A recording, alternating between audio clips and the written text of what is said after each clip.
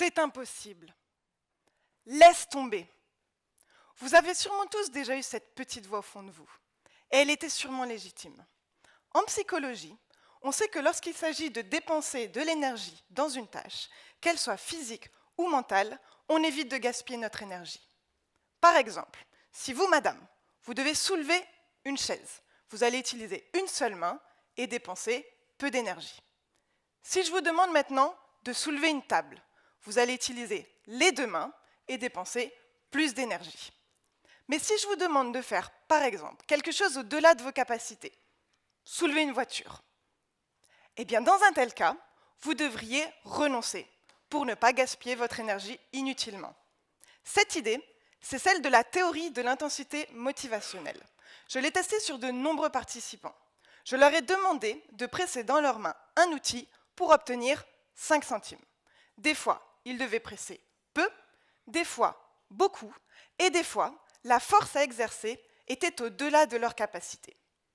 Qu'ai-je trouvé? Eh bien, quand les participants devaient presser peu, ils pressaient peu.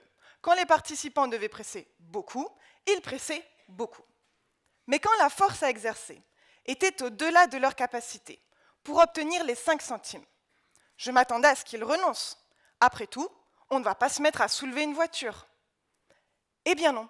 Contre toute attente, les participants ont investi une force moyenne. Alors quoi?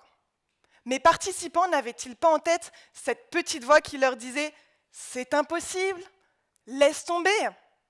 Étaient-ils tous bêtes? Non, absolument pas. En fait, les choses semblent un peu plus complexes. Probablement que certains d'entre eux aient juste voulu me faire plaisir. C'est mignon, mais c'est complètement loupé. D'autres encore se sont probablement mis des petits challenges personnels, du type « presser plus fort qu'à l'essai précédent ». Et alors quoi? Vous me direz en quoi tout cela vous concerne? Eh bien, cette théorie s'applique à de nombreux domaines, y compris au quotidien.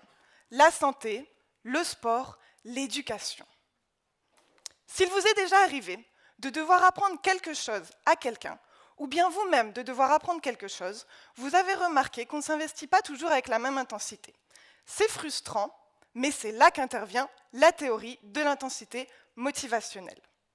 Alors si vous avez bien compris, vous savez maintenant que pour qu'un investissement soit maximal, il faut une tâche difficile, mais pas impossible. Je vous remercie.